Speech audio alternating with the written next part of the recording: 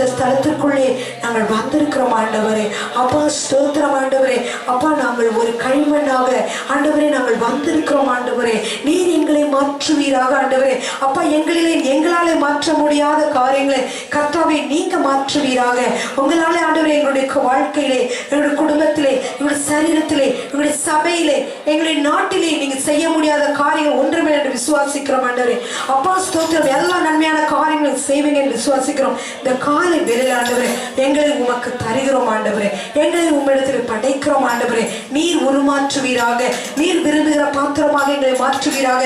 ஒரு விலை மதிப்பில்லாத ஒரு பாத்திரமாக மாற்றுவீராக.